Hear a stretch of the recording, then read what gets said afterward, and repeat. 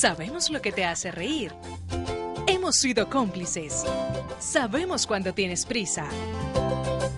Y hemos visto todas tus travesuras. Conocemos tus secretos porque siempre hemos sido parte de ellos. Calzado Rómulo, más de 3 décadas ofreciendo el verdadero bienestar para sus pies.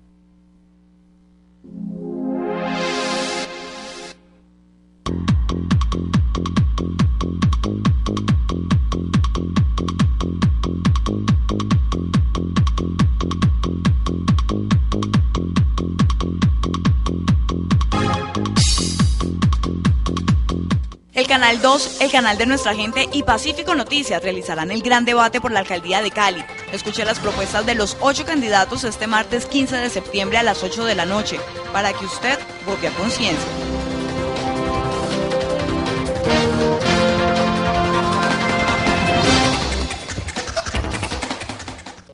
Transportes especiales a cargo. Confianza en la vía, con sentido social.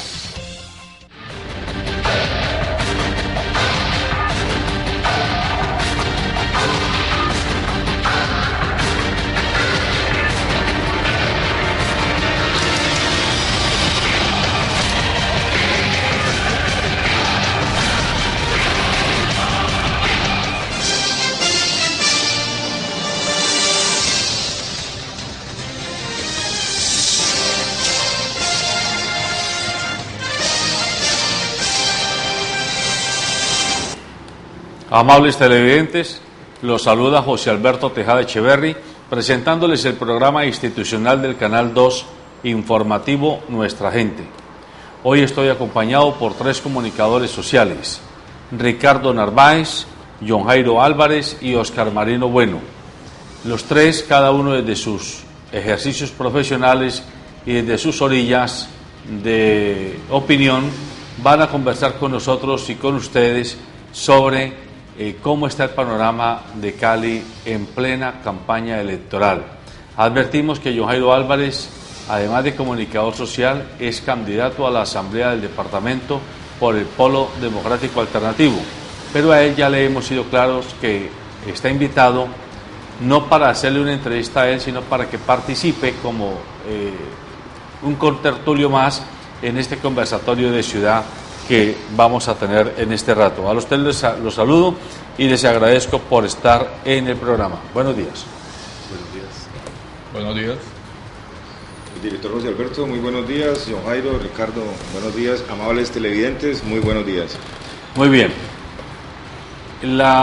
Hoy es 11 de septiembre. Hoy se conmemora un año más de la fatídica fecha del 11 de septiembre del 2001. 2001 fue, ¿no? Sí, 2001, cuando aviones comerciales americanos se estrellaron contra lo que se llamaban las Torres Gemelas allá en el World Trade Center de Nueva York. Esa historia todavía no está resuelta y ustedes que son comunicadores, bueno, yo me incluyo también, siempre tendremos la obligación de tratar de despejar la duda colectiva.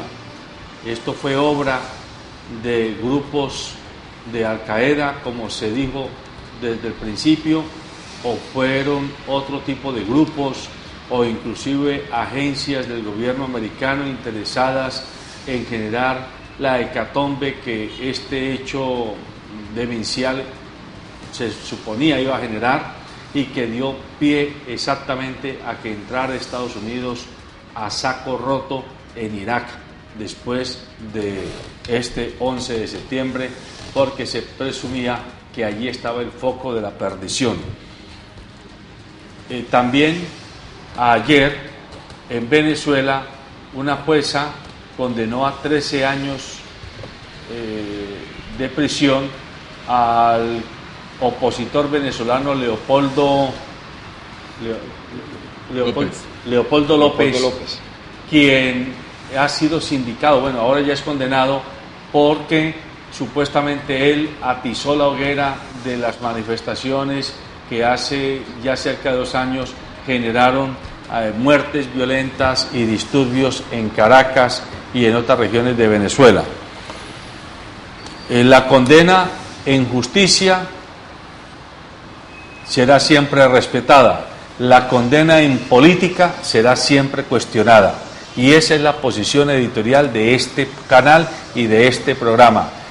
Nada más pernicioso para la democracia que una justicia politizada, y nada más pernicioso para la democracia de los pueblos que una tiranía en el poder con cara de democracia. Y eso es lo que hoy está pasando en Venezuela. En tercer lugar, decimos que Cali hoy tiene nuevos datos de las llamadas encuestas de la campaña electoral. Ipsos Napoleón Franco acaba de publicar sus datos para la FM de la radio, y en esta encuesta dice que Angelino Garzón, candidato a la alcaldía, sigue punteando la intención de voto con el 26%, seguido de Maurice Armitage con el 20% y más atrás por Roberto Ortiz con el 13%. Estos son los datos que acaban de mostrar. Dice también esta encuesta que el 44% de los caleños todavía no tiene intención de votar. 44%. Es una cifra muy alta, porque está indicando indiferencia, abstención, desencanto, o simplemente que ya todo está resuelto según la ciudadanía. Estos son los temas que pongo sobre la mesa. No quiero que ustedes de manera libre y variopinta hagan sus planteamientos sobre cómo está este panorama del mundo, que a veces le da asco a uno, porque hay que decirlo claramente, como especie a veces cada vez parece que somos más asqueantes, porque como dice María Elvira Bonilla en su columna del periódico El País de ayer, o de hoy, perdón, dice, ya tenemos ya no tenemos cuero, tenemos callo, y ya nada nos sensibiliza. Podemos ver una criatura, el cadáver de una criatura en el mar, el famoso niño turco, ¿sí? Y eso es como si viéramos un juguete, o podemos ver a los desplazados de la guerra interna o a los deportados colombianos de Venezuela y también venezolanos de su propia tierra en Paraguachón o en la frontera con Cúcuta, y pareciera que eso se nos vuelve como una noticia casi que parecida a las de la farándula y la cosmética nacional. Comience usted, don Ricardo. Denos su opinión. Mójese. Bueno, muchas gracias. Muy buenos días a los televidentes. Bueno, muy consternado por la situación del Valle del Cauca en este momento. La salud del Valle del Cauca, y no solamente del Valle, sino de Colombia, está enferma, está en cuidados intensivos. Es una situación bastante complicada. Quiero empezar por ahí porque yo creo que es como el tema más sensible que estamos viviendo en este momento. Yo creo que con esto puedo como abrir como el tema de conversatorio para... ¿Usted cree que la intervención al HIV es la salida? Obviamente que no es la salida. Pienso que hay muchas situaciones que se vienen presentando con anterioridad que han afectado realmente al departamento y por ende a la salud del Valle del Cauca. Este tema es principalmente la corrupción que existe en el país.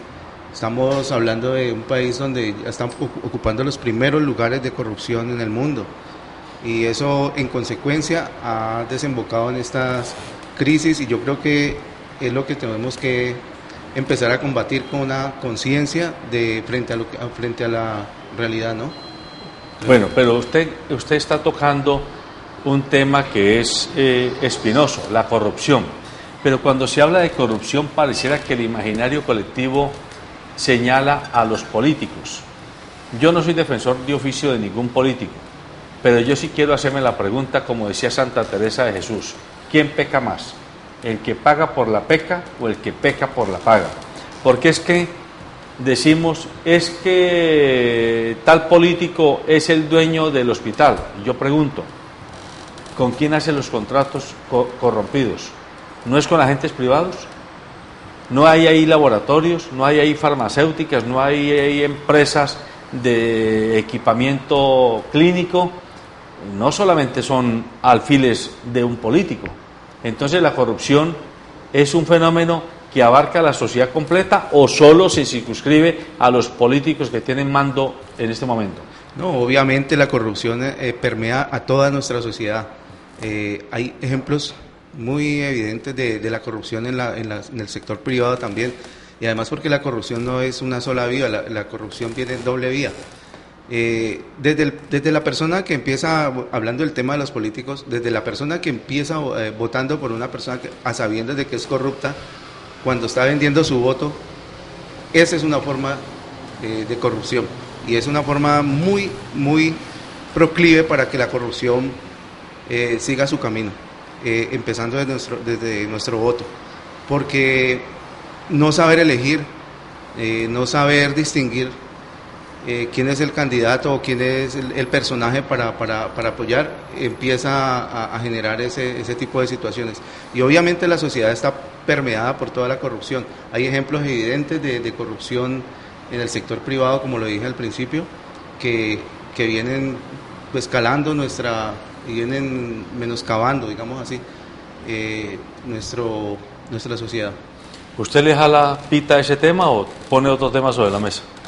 No, yo pienso que ese tema deberíamos de estarle dando todo el peso, porque es un momento importantísimo en este momento el que estamos viviendo con toda la época electoral, donde sale a relucir todo este comportamiento ciudadano. Yo he planteado también que hablar de corrupción ahora es pues tan normal y lo hemos asumido de manera orgánica que hoy podríamos decir que hablar más bien de transparencia suena extraño, ¿sí? Uno acercándose en este ejercicio político, pues lo que se da cuenta es que digamos que la contravención que siempre se le pide a uno es ¿y usted qué va a dar? Entonces ya la gente tiene inmerso ese sentimiento de que un voto se da a cambio de algo. Y eso ha sido el resultado de todo este ejercicio político. Yo ayer estaba pensando en mis adentros, si es que todo este tema de la descentralización de las elecciones populares y todo eso lo que hizo fue ahondar el proceso de corrupción. Seguramente yo pensaba que cuando era el presidente el que seleccionaba al gobernador, los alcaldes y todo eso, pues obviamente funcionaría con algún tipo de roscas, con unas conveniencias políticas y todo eso, pero la gente no estaba en el nivel que está hoy y pues uno asumía que le habían puesto un gobernante allí. Yo a veces empiezo a cuestionar si es que todo esto de tanta apertura realmente ha contribuido a este tema. ¿Qué tan interesante esa apreciación que usted pone sobre la mesa, John Jairo? Porque mire usted, Oscar Marino, eso es como hablar de si tenemos o no mayoría de edad para asumir las consecuencias de ciertas decisiones personales.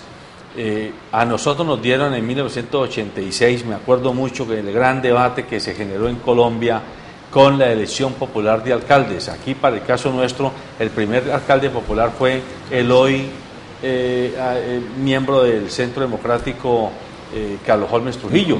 Él fue el primer alcalde elegido popularmente. Entonces eso se suponía que era la mayoría de edad de los electores, porque ahora tenemos la autonomía para decidir, pero eso se convirtió en una verdadera feria persa que nos tiene hace 30 y pico de años sumidos en una situación cada vez más degradante. Primero que es paradójico porque voy a la Constitución del 91, que ya venía con la elección popular de alcaldes, abre más la participación del ciudadano, pero las costumbres y las tradiciones, usted menciona de forma muy interesante la elección popular de alcalde, director, pero no se cambió ni la forma, ni las tradiciones, ni la cultura del ciudadano. Los organismos de control siguen siendo nombrados por las asambleas, por los consejos, y se supone que él los va a controlar a ellos y a los funcionarios, pero inclusive en la personería, en la Contraloría, cada concejal tiene su cuota política. Cuando digo que no se cambiaron las costumbres, yo pienso, director, que sí, dentro de lo que es la democracia, cada congresista, el presidente le recibe hojas de vida y nombra un poco de funcionarios, no solamente en instituciones nacionales, sino en departamentales. Y eso está bien si funcionara con cierta educación política. Pero cuando ustedes mencionaban lo de la corrupción, cuando usted menciona la elección popular de alcaldes, y no hay una educación en el sistema nuestro, nacional, municipal y departamental, donde se haga un trabajo en el ciudadano desde que está en el jardín, no pasa nada, porque las costumbres siguen siendo las mismas, mientras siga existiendo esa inequidad social tan grande, porque hoy en día existe. Entonces, y esas prerrogativas que nos está ofreciendo los grandes medios de comunicación, la sociedad, la gente va a defenderse como pueda, porque hace muchos años el Estado no se preocupa por decirlo de una forma directa, por los más pobres, en un sentido no asistencialista, sino en planes de trabajo que duren años para organizar. Ahora, también es cierto que la dinámica de nuestro país es única, ¿no? La cantidad de desplazados que vienen por el conflicto interno, o sea, abarcar eso, meter la corrupción, meter las costumbres ciudadanas, es un poquito complicado. Habría que, por ejemplo, pensar el problema que trajo la elección popular de alcaldes y una constitución demasiado participativa en una sociedad muy conservadora, porque inclusive hoy en día Cali y el Valle del Cauca, no solamente los dirigentes, la sociedad en sí es bastante conservadora, sin un trabajo a largo plazo de planeación, ahí pasó la gran contradicción. Tenemos las mismas costumbres del siglo XX, esa es la misma, usted lo decía, don Jairo, la gente va a pedirle a los candidatos algo. No es una cultura ciudadana pensar, vamos a escoger quién administra nuestros recursos públicos, porque pues dirigentes no hay. Pues mire, usted comenzó, Ricardo, haciendo referencia a la crisis de la salud.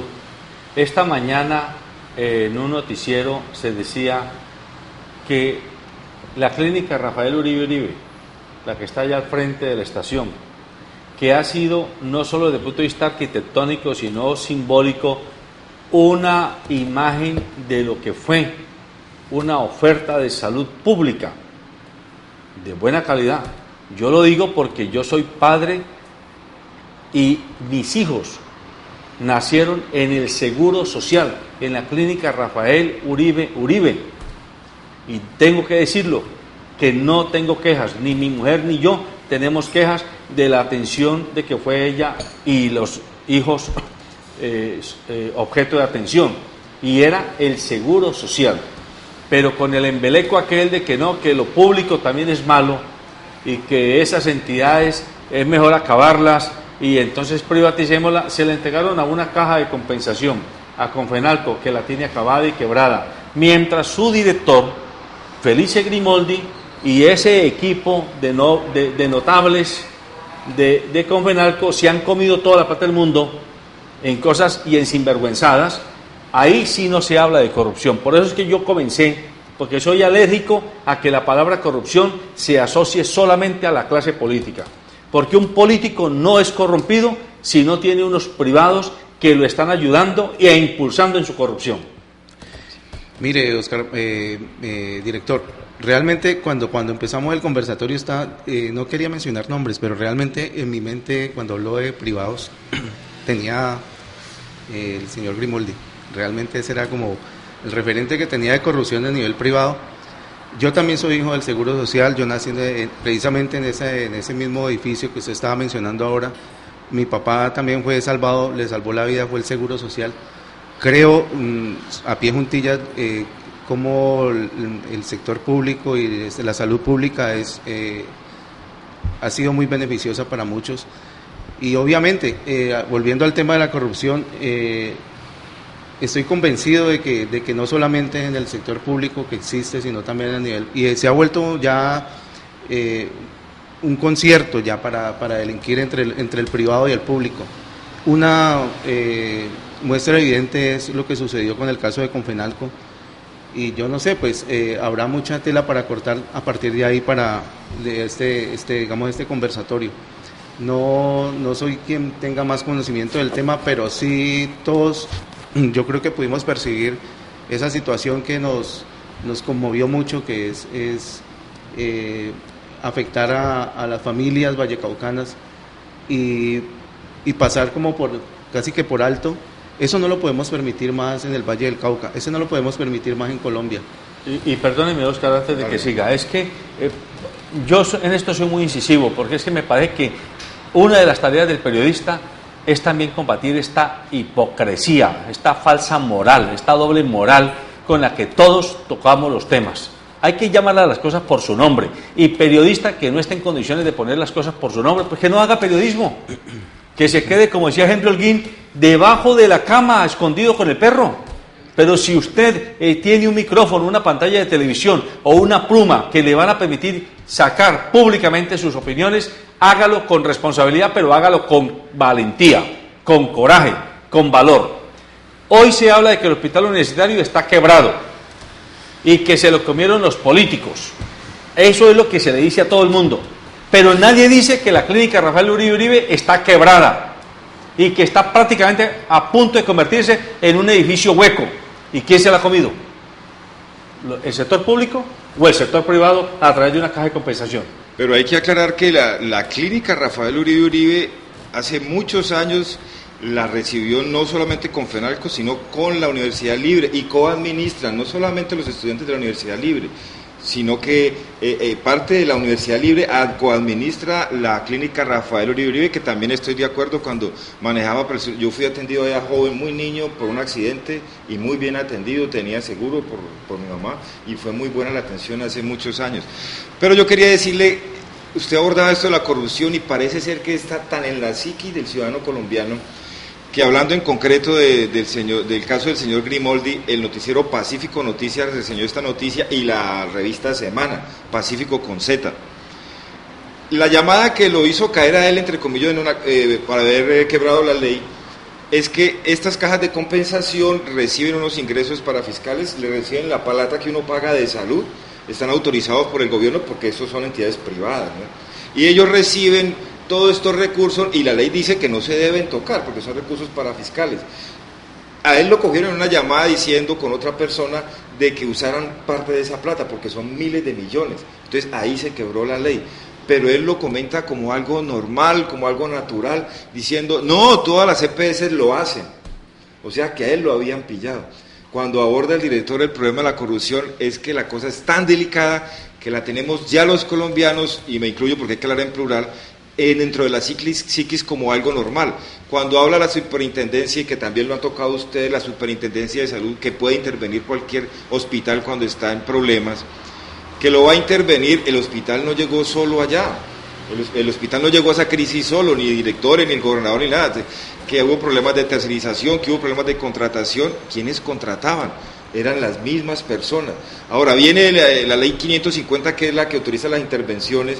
Las intervenciones no arreglan nada, pero es como si le dijera a las EPS, no pasó nada, esto lo arregla el gobierno, y en realidad el gobierno es el que sanea todo. La intervención por la superintendencia, lo primero que hace es diluir las juntas directivas, pero no inicia investigaciones contra mafias internas, no, pues porque esas son las mafias, son las que destruyen cualquier entidad pública. Traducido al lenguaje común, pues los políticos y los ciudadanos que se pegan de esa rosca porque yo me arreglo, y son los que van destruyendo las entidades públicas. Esas investigaciones no se inician con la intervención. Jairo, ¿y cuántos ciudadanos no hacen denuncias y hacen escándalo hasta que les toca el turno en la fila de pasar a comer de la corrupción que combaten? Entre otras cosas. Ese es otro tema también que es muy complejo, porque se abusa de las necesidades de la gente, y la gente de alguna manera es como cuando sale a votar. Hoy se le da el tamal y la gente sale porque hoy llena su barriga y no tiene una perspectiva a largo plazo de realmente qué es lo que está haciendo con ese tipo de comportamientos. Nosotros también, en esa actitud tan orgánica que tenemos, ya que somos tan insolidarios, vemos el señor que hace la fila, que se muere esperando un servicio médico, y eso ya, pues no pasa nada con eso. Nosotros no nos tocamos por ese tipo de situaciones. Sin embargo, ahí hay que hacer un trabajo fuerte y darnos cuenta también que esto es parte de todo ese sistema que nos han montado desde el gobierno nacional. El tema de la privatización de los servicios públicos, que debería el Estado estar respondiendo por ellos, como el tema de la salud, pues es un costo muy alto para el gobierno, que es con nuestros impuestos. Sin embargo, ellos cada vez quieren irse bajando de esos costos, entregarle eso a los privados para que los privados hagan lo que quieran con los servicios. Este tema de la intervención no es otra cosa que justificar de alguna manera que lo público no funciona, no sirve, para poder pasárselo a los privados y que ellos hagan lo que les venga en gana. Miren lo que ha pasado con el tema de telecomunicaciones en Cali, ¿sí? Que ese afán privatizador por entregarle a Claro, a Movistar, a todos estos operadores que han llegado, además ni siquiera nacionales, sino de multinacionales, han llegado a usufructuar todo lo que los caleños, en este caso, pagamos con nuestros impuestos para instalar postes, redes de transmisión, todo eso, y lo aprovechan los privados. ¿Y quiénes pagaron eso? ¿De quién es esa infraestructura? Es de la empresa pública, pero ¿a quién se la están entregando en bandeja de plata? A los privados. Y vaya a ver las tarifas que nos cobran nosotros, Claro, Movistar, Tigo, todas estas empresas, y nosotros nos quejamos por el costo del servicio en Cali, cuando es la que ha hecho toda esa infraestructura. El ciudadano no se da cuenta de eso, no es consciente de que es su infraestructura, sus activos los que les están entregando a los privados para que ellos se enriquezcan. Este es un tema que la ciudadanía debería conocer, debería educarse, entender un poco, pensarlo para darse cuenta de lo que está pasando con nosotros. Eso es lo que está pasando ahora con el hospital. Entregarlo a esta intervención es decirle, no fueron capaces de administrarlo, venga, yo lo manejo, se lo entrego a un privado y ellos nos van a hacer pagar ese precio que implica tener un buen servicio de salud, que además cada vez lo vemos más lejano, cada vez nos moriremos en la puerta de un hospital porque no tendremos acceso a él. Bueno, y aquí surge otra discusión que yo quiero pedirle a ustedes que reflexionen sobre ella. Cuando se habla de lo público, también se asocia el tema a lo estatal. Y ahí es necesario hacer esa diferencia. Una cosa es que la empresa sea estatal y otra cosa es que la empresa sea pública. Me explico. En Cali es, en teoría, una empresa pública, pero se maneja como empresa privada por los sectores de poder a su interior. Políticos, trabajadores, contratistas, funcionarios públicos. Ahí hay nichos de poder que la privatizan para sus propios intereses. Y nosotros, que somos supuestamente el público, no tenemos la menor injerencia, no tenemos sino la obligación de pagar antes de que nos corten los servicios y dejarnos cobrar los incrementos de energía, por ejemplo, ahora. ¿No es hora de comenzar a diferenciar lo público de lo estatal? ¿No es hora de que los políticos, usted que ahora está incursionando en política, comiencen a meterle el diente a una reflexión teórica y programática que permita diferenciar que una empresa es estatal y no necesariamente es pública? Porque lo estatal lo maneja el gobierno, la cuota de poder que está en su momento. Lo público debería tener la posibilidad de que usted tenga algún tipo de acción y algún tipo de intervención en la empresa, pero de manera real, medible. Sí, realmente eso es cierto, director. Una de las cosas que me ha inclinado a mí, digamos, al respaldo personal, lo digo yo, de John Jairo Álvarez, en este momento es candidato a la Asamblea, ha sido precisamente esa percepción que tiene de todo eso que está, de toda esta temática que estamos tratando aquí. John Jairo tiene unos argumentos sólidos frente a lo que estamos refiriendo, tiene autoridad moral, y no propiamente estoy haciendo una cuña con John Jairo, sino que es esa calidad de persona que yo conozco en él, y yo por eso le quiero pasar un poco como la pelota en este momento para que nos termine este tema. Bueno, yo diría dos cosas, también recogiendo lo de Confenalco. Yo pienso que los trabajadores, por ejemplo, y la ciudadanía en general, en la medida que no es consciente de toda esta situación que se presenta con el manejo de lo público desde el Estado, pues hace que la gente no se apropie de las problemáticas que está pasando con nuestras entidades. Entonces, en el caso de las empresas públicas, hay un concepto que Alexander López en alguna vez ha mencionado y lo ha repetido en diversos espacios, que es el tema de la antigestión. Cuando hacen la intervención en Cali, pues obviamente el Estado se toma la potestad de poner a una persona al frente de la empresa, esa persona tiene la capacidad, digamos, la autorización para que haga una renovación de personal, que hace despedir los trabajadores que venían allí en la empresa, traer contratistas y darle unas instrucciones muy precisas. Rejo para todo el mundo: el que no pagó el servicio en la fecha que era, vaya, se lo cortan. La ciudadanía empieza a tener una percepción frente a eso de que la empresa es una desgraciada, es una muy mala gestión, y empieza a avalar ese proceso de privatización porque empieza a sentir que lo público no sirve. ¿Por qué? Porque el contratista está al servicio de un ente privado, finalmente de un personaje allí que tiene una instrucción clara de haga que la empresa se vea inviable. Ese es el sentido de lo que tiene el gobierno para quitarse todo este tema de del subsidio y todo que tienen que darle a la población en tema de servicios públicos. En cuanto al tema de las cajas de compensación, que trabaja con recursos que no tienen que salir a buscar la plata, sino que las empresas obligatoriamente tienen que consignársela para que ellas existan, pues el papel de ellas es prestar servicios a los trabajadores. Los trabajadores sencillamente nos hemos resignado a que vamos a una caja de compensación y nos dicen: no hay tal cosa, no hay tal otra, ya no existe este programa, ya no hay programa. Nos hemos dejado que nos quiten esos servicios por los cuales las empresas pagan, deduciéndonos parte de nuestro salario para que estas entidades se sostengan. Entonces ahí hay un tema fuertísimo en temas de conciencia de lo que a nosotros nos está afectando todo esto. Y entonces le pregunto a usted, don José Marino, volvamos a Confenalco, y que quede claro que no estamos ensañados con Confenalco, lo tomamos como ejemplo porque es lo que hay que comparar hoy con el Hospital Universitario del Valle. Mientras el Hospital Universitario está a punto de ser intervenido porque supuestamente está quebrado, o evidentemente está quebrado y ha habido malos manejos, a Confenalco le ordenó la Superintendencia de Salud que cerrara toda su operación de salud en 35 municipios, entre ellos muchos del Valle del Cauca y todo el departamento del Cauca, y nadie ha dicho nada. Ningún periodista se atreve a tocar esos poderes, porque son poderes muy poderosos, valga la redundancia.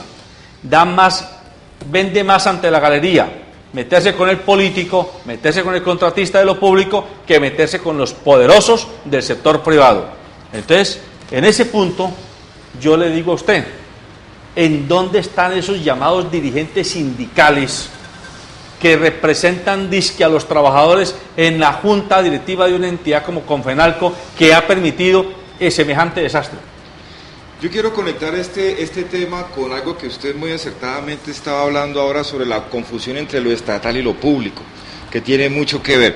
Sobre lo del sindicalismo, pues hablemos primero de la confusión entre lo público y lo estatal. Estos roles, antes de los 80, comparado con ahora, fue lo que produjo una confusión tan grande con esto de lo público y lo estatal. Que hay dos cosas que aplican mucho ahí: son las prácticas clientelistas que tienen nuestros dirigentes, no dirigentes, nuestros administradores, que eso todavía es vigente y existe, y el escasísimo interés del ciudadano en lo público. Cuando hablamos de lo público, cuando hablamos de estos temas como la calidad en la educación, la salud, el agua, el suelo, la regulación del mercado, estos son y deben ser bienes públicos, no necesariamente de quienes van a administrar lo público, porque debe ser para un interés general. Ahí eso es lo público, debería ser así. Pero cuando nuestro sistema se pega de cosas de los años 80, donde había una concepción asistencialista, entonces ganan unas elecciones. Por eso mencioné las prácticas clientelistas, que eso todavía es muy vigente, y solamente la gente que está allí es la que toma para provecho, los que nombra el que ganó, esa entidad estatal, cuando el servicio debería ser público y de interés general. Sobre los sindicatos aplica esto mismo. Los sindicatos tienen representación no solamente en esas juntas directivas de entidades mixtas, sino en muchas entidades estatales que no tienen que ver inclusive con cosas propias de su sindicato. Pero hay que entender que el sindicalismo en Colombia, a diferencia de otras grandes democracias y de otras democracias europeas y de aquí del norte, porque siempre miramos hacia el norte, es una organización que sí, por ser colectiva organiza una especie de combos, por decirlo de alguna forma, pero son respetadas y son aceptadas dentro de la sociedad. No le quiero mencionar las estadísticas de los sindicalistas asesinados. Si están asesinando sindicalistas como asesinan periodistas y otros gremios, eso quiere decir que hay una estigmatización hacia lo del sindicalismo. El sindicalismo está muy claramente establecido en la Constitución política y es para favorecer el colectivo de los trabajadores, eso no tiene vuelta de hoja. Que ya la praxis de cada sindicato, menciona usted la gente que está, uno ve la gente, representantes sindicalistas que están en la junta directiva de Confenalco, representantes, pero los ve también protestando por alguna otra cosa. Uno lo veía en el problema del hospital, la dirigente sindical del hospital tenía asiento también allí y nunca lo vio. Ahora tendríamos que establecer, y eso sí yo no lo tengo, qué funciones tiene ella entre las directivas, porque una junta directiva de una empresa, ustedes saben, como cualquier organismo que coopta, pues usted con eso lo que está es introduciendo eso que yo llamo la doble moral, el doble rasero.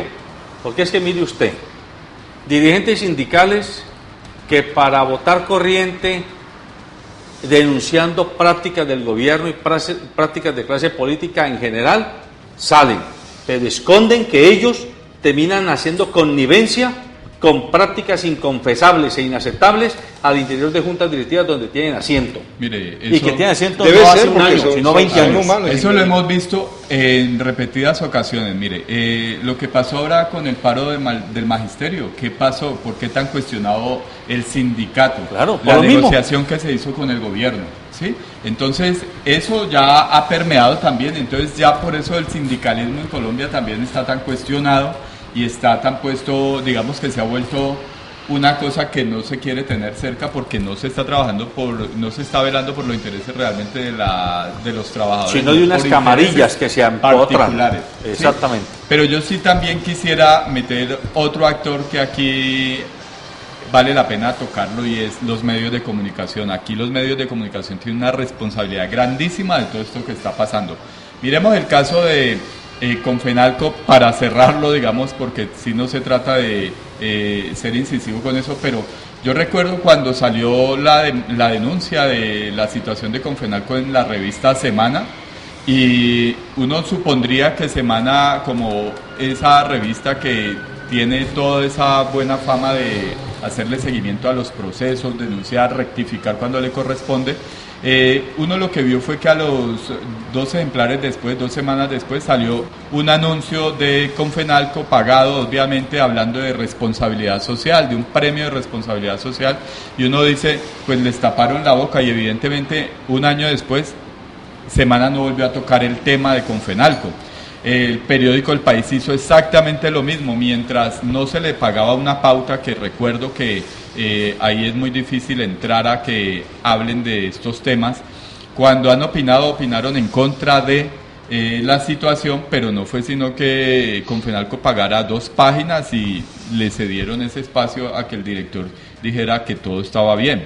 Entonces, ese tipo de cosas hace parte del papel que los medios de comunicación están ejerciendo en este país. Mire, en el Plan Nuevo de Desarrollo, cuando hablan de Colombia la más educada en el 2025, yo estaba pensando aquí con mi compañero un día, bueno, ¿cómo será esa Colombia más educada con unos medios como los que tenemos? Donde a nosotros nos interesa endiosar, por ejemplo, ciertos personajes, como lo que ha pasado con el comercial de RCN con Diomedízate. ¿A qué nos invita eso? ¿Cuál es el mensaje subliminal que nos están llevando allí cuando nos muestran ese como un personaje de referencia y donde se está invitando a que la población sea como él? Y eso lo han cuestionado algunos medios que se han atrevido a hacer. La W Radio, que uno ve que es tan incisiva y todo eso, hace un tiempo hablaba de Pacific Rubiales, todo lo que tenía que denunciarse de esa empresa, y hoy que la pauta usted no vuelve a oír ningún cuestionamiento alrededor de Pacífico y Rubiales. Entonces uno se tiene que poner a pensar cómo Colombia va a ser la más educada en el 2025 con la calidad de medios de comunicación que tenemos. Espacios como estos no los ve uno en RCN, no los ve en Caracol, no lo ve en las grandes cadenas, pues obviamente ellos lo que hacen es visibilizar los intereses del gobierno. Lo vemos ahora con el tema de la frontera Colombia-Venezuela. Nos cansamos en las redes sociales de ver las denuncias, que es que esa situación la estamos viviendo aquí hace 20 años en Colombia, en diferentes lugares del país, y eso no se visibiliza. La gente que vive en Facebook, en las redes sociales, mirando todo eso, uno se pregunta qué es lo que pasa por su cabeza, por su chip, que todo esto no lo hace reaccionar. Entonces sigue pensando que en Venezuela está pasando la peor situación, cuando realmente no estamos conscientes que aquí en el Jarillón tenemos exactamente una situación igual y hasta peor, aquí en el Calvario. Entonces, a mí me parece que los medios de comunicación tienen que empezar a tener un cuestionamiento también frente a todos estos problemas que está viviendo el país, a todos estos comportamientos ciudadanos que tienen los colombianos.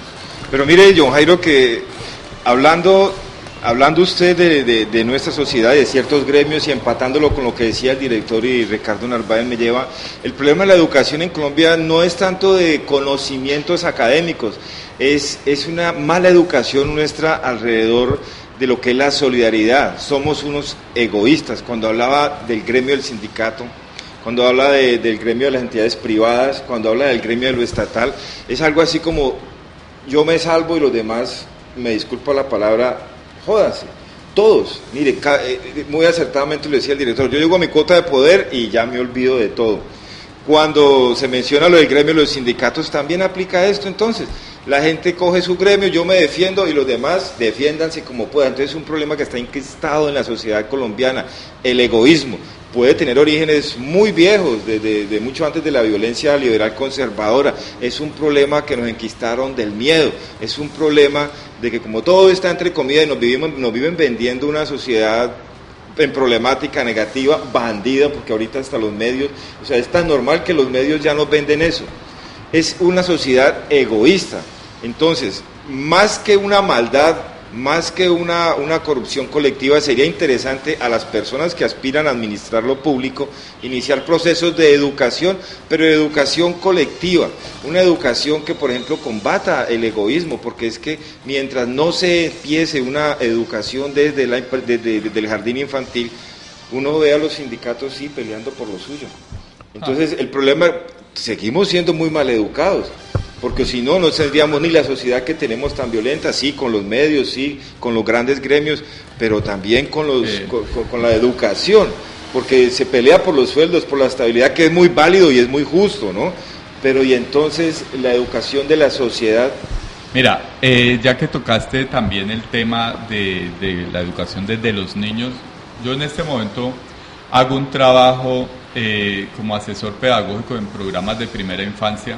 Y es muy triste ver cómo desde la estrategia de Cero a Siempre, pues que ha impulsado el gobierno nacional y se le ha delegado la ejecución del programa Bienestar Familiar, hoy en día uno tenga que ver operadores que han aparecido de la noche a la mañana cogiendo el negocio de la educación a la primera infancia y haciendo desastres con este programa. Filosóficamente es absolutamente coherente.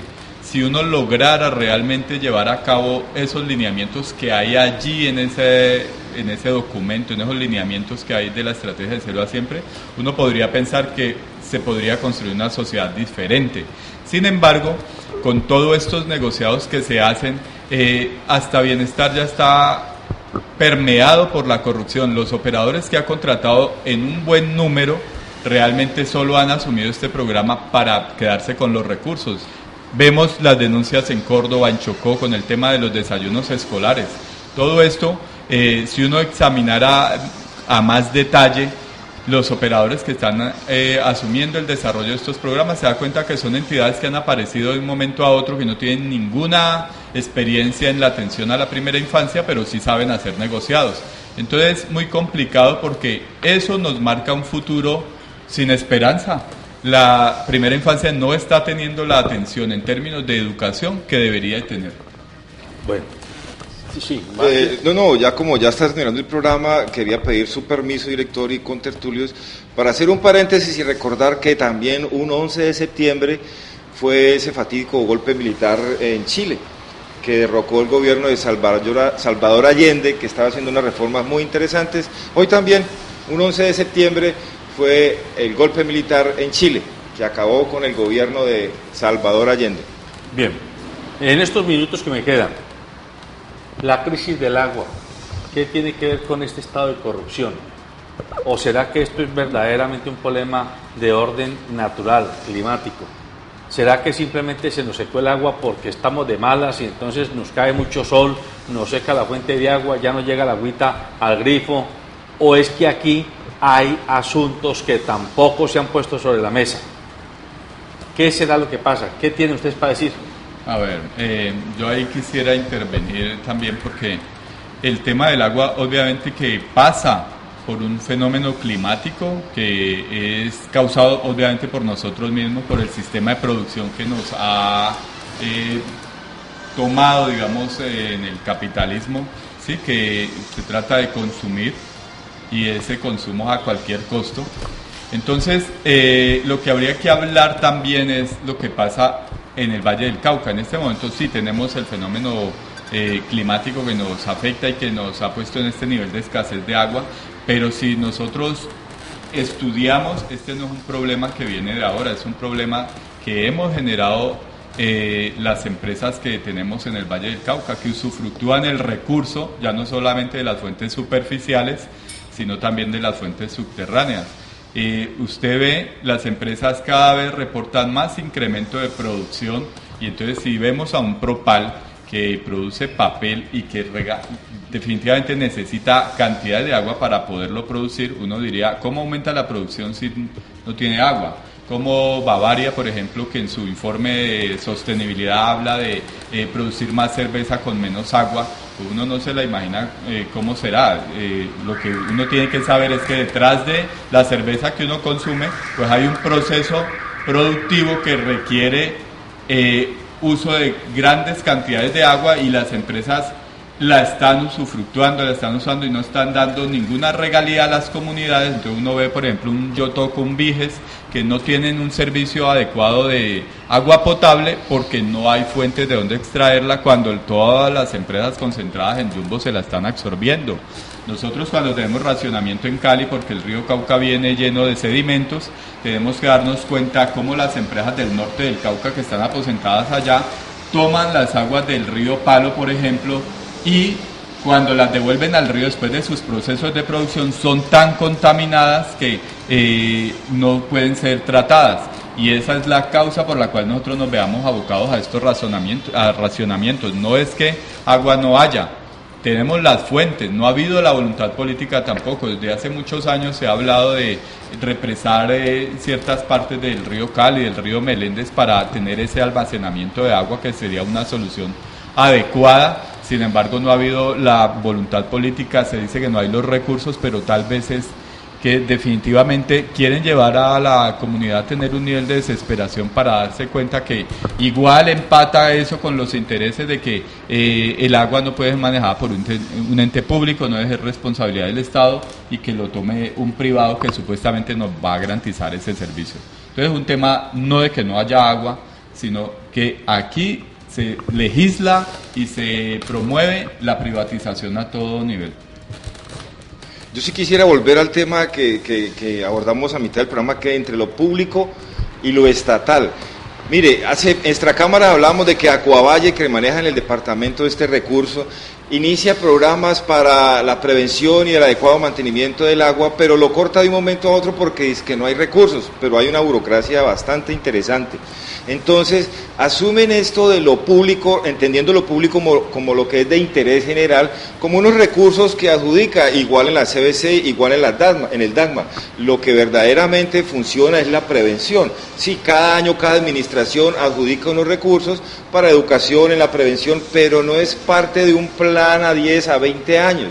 Entonces, cada vez que hay cuotas de poder nuevas, no tiene un seguimiento este tipo de trabajo. Habían iniciado, volviendo al caso de Acuavalle, un trabajo, yo nos comentaba, sobre prevención y cuidado del agua, pero en un momento se acaba, o sea, una cosa que debería tener continuidad en el tiempo. Hace algunos años yo trabajé con Acuavalle en el programa de uso racional del agua. Este programa fue absolutamente exitoso porque era educar a las comunidades en términos de uso del agua y paradójicamente era patrocinado por la división comercial en ese tiempo.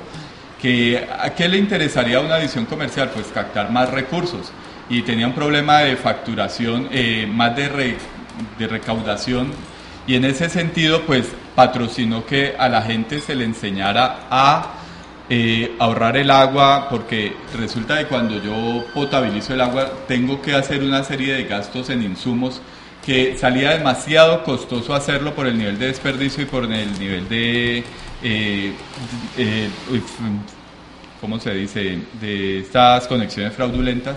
Entonces la empresa decidió hacer ese programa, lo hicimos, montamos un proceso de sensibilización, porque casi siempre se le echa las responsabilidades al usuario, ¿no? El problema del agua es usted que la desperdicia, pero resulta que también no se hacen ciertas cosas.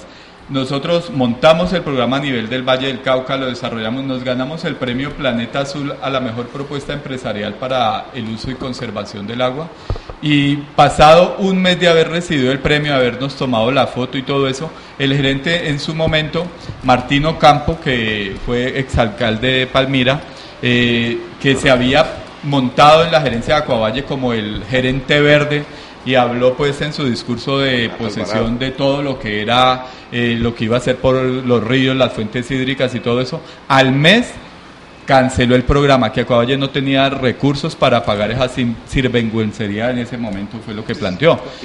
Nos fuimos todos a la calle, el programa se quedó allí y realmente no lo continuó. Hoy hacen acciones puntuales, pero ahí hay un tema de educación que no está resuelto. La gente hoy en día, por ejemplo, desconoce el concepto de mínimo vital de agua al que tiene derecho, que el único que en este país lo ha puesto en la práctica es Gustavo Petro en Bogotá, del cual se habla muy mal, pero ¿por qué no ha sido él realmente sacado de la alcaldía? Porque las comunidades vulnerables, que son las que han recibido el desarrollo de su buena gestión, pues lo respaldan, porque allá en Bogotá los ciudadanos de estrato 0, 1 y 2 no pagan los primeros 6 metros de consumo, porque el agua es un recurso vital, lo necesitamos para vivir y todos los ciudadanos tenemos ese derecho. En el Valle del Cauca hay que impulsar esta iniciativa y obligar a que los gobiernos municipales y departamental asuman este costo. Muy bien, amables televidentes, el tiempo se acabó. Recuerden que este programa es un aperitivo para que a usted se le abra el apetito para buscar información completa, veraz y oportuna que le permita ejercer su ciudadanía con responsabilidad, libre de manipulaciones de intereses públicos o privados que se visten con, ¿cómo se dice?, con piel de oveja cuando son lobos disfrazados de ovejas. Tenga presente que la crisis no está afuera. Usted y yo somos parte de la crisis. La crisis del agua, la crisis de la educación, la crisis de la corrupción, la crisis de la movilidad, la crisis de la vivienda, la crisis de la salud. Usted y yo somos parte de esa crisis. No es solamente el funcionario gerente, la junta directiva, el político, el contratista, el alcalde, el gobernador, el concejal o el diputado. Usted también, yo también, porque como dijo al principio del programa Ricardo, en el solo momento en que usted vota o deja de votar y permite que otro vote para que lleguen al poder personas inescrupulosas o personas no preparadas o personas que tienen intereses particulares y no colectivos, allí usted se hace cómplice de este estado de desgreño y de desorden en el que va cayendo cada vez más la sociedad. Cuando hablamos del agua, no solamente es que usted cuide en el grifo, claro, porque le toca en la casa, cuide en el inodoro, cuide en la cocina, cuide en el lavadero, cuide en la ducha, todo eso hay que hacerlo. No mantenga las luces encendidas si no es necesario, mantenga los aparatos desconectados, pero también, si usted es empresario, si usted trabaja en una empresa grande, hágase la pregunta, bueno, ¿y los desechos de esta empresa a dónde van? ¿Y en qué condición pasan por las alcantarillas? ¿Y será que si usted está en alguno de los centros manufactureros del norte del Cauca, Villarrica, Puerto Tejada, Caloto, Santander de Quirichao, ¿se harán la pregunta a estos empresarios de esos desechos para dónde van y en qué condición llegan al río Cauca? ¿Será que es parte de su responsabilidad social? ¿Será que los empresarios de aquí hacen la misma pregunta? ¿Será que los trabajadores se hacen la pregunta? Es que tenemos que ser capaces de entender que una cosa es que usted crea que el desecho va a ensuciar a los demás y que lo único que a usted le importa es sacarlo de su entorno y que no importa si a los demás los embadurna de lo que sabemos. Tenemos que ser conscientes de que la crisis se incuba en nuestro propio comportamiento y en nuestra propia conciencia personal. Buenos días.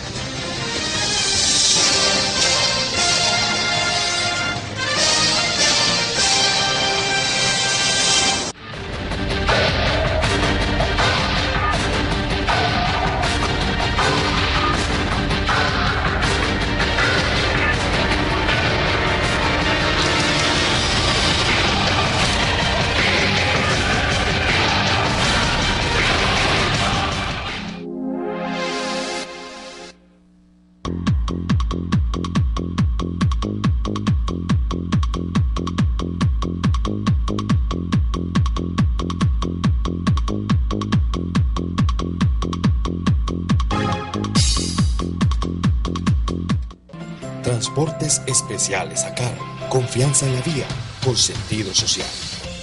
El Canal 2, el canal de nuestra gente y Pacífico Noticias realizarán el gran debate por la alcaldía de Cali. Escuche las propuestas de los 8 candidatos este martes 15 de septiembre a las 8 de la noche, para que usted vote a conciencia.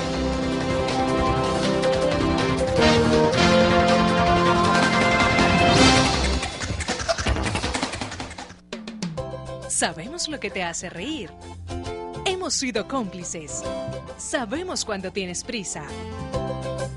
Y hemos visto todas tus travesuras. Conocemos tus secretos porque siempre hemos sido parte de ellos. Calzado Rómulo, más de 3 décadas ofreciendo el verdadero bienestar para sus pies.